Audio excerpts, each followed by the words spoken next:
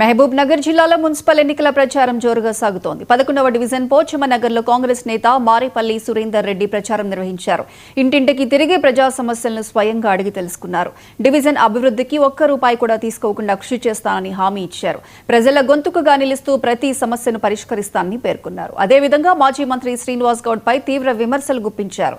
పేద ప్రజల సమస్యలను నాయకులు పట్టించుకోవడం లేదని విమర్శించారు. కులాల మధ్య చిచ్చు పెట్టి బీసీ వాదం లేవనెత్తడం హాస్యాస్పదంగా ఉందన్నారు సురేందర్ రెడ్డి. ఇక ఇదే అంశం మీద మరింత సమాచారం మా ప్రతినిధి ప్రభాకర్ అందిస్తారు. 11వ డివిజన్ అభ్యర్థి మారేపల్లి సురేందర్ రెడ్డి గారి కుటుంబం కూడా ఇక్కడ ఉంది. వాళ్ళు కూడా ప్రచారంలో పాల్గొంటున్నారు. ప్రజల్లో వాళ్ళకి ఎలాంటి స్పందన ఉందో వారిని అడిగి తెలుసుకుందాం. చెప్పండి అమ్మా. బండమిల్ ప్రజలకు అందరికీ నమస్కారం. ప్రచారానికి నేను ఈరోజే ఫస్ట్ వచ్చాను. చాలా ఆదరిస్తున్నారు. మా ఆయన పదవి లేకుండా బండమీదపల్లి అంటే చాలా ప్రేమ. చిన్నప్పటి నుంచి ఇక్కడనే పుట్టి పెరిగి అన్ని ఇక్కడే చేశాడు. చాలామంది నాన్ లోకల్ అది ఇది అంటున్నారు, కానీ మేము లోకల్ ఇదే. కాకపోతే మేము ఉద్యోగరీత్యా బయటికి వెళ్ళాము. పదవి ఉన్నా లేకున్నా రోడ్లు, వీధి లైట్లు అన్నీ వేయించాడు, బోర్లు అన్నీ వేయించాడు. ఇదింత మీరు కార్పొరేటర్ అయితే మీరు అనుకోనంత స్థాయికి తీసుకెళ్తాడు బండమీదపల్లెను.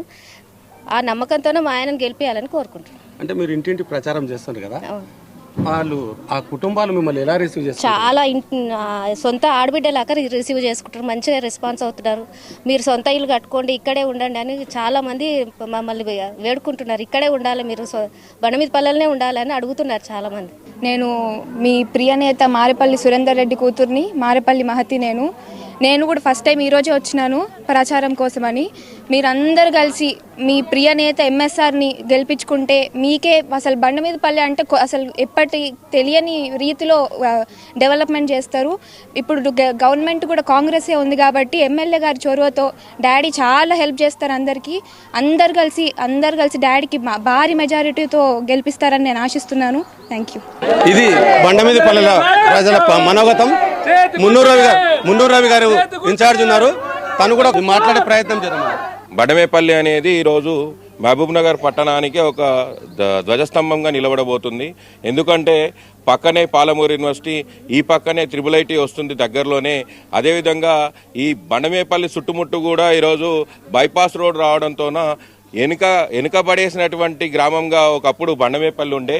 అట్లాంటి బండమేపల్లి ఈరోజు మీరు ఎక్కడ కూడా దుమ్ము లేకుండా సిమెంట్ రోడ్లతోన ఈరోజు కలకలలాడేటువంటి పరిస్థితిని ఈరోజు సురేందర్ రెడ్డి గారు ఈ ప్రాంతాన్ని డెవలప్మెంట్ చేసుకుంటూ తీసుకొచ్చిండ్రు.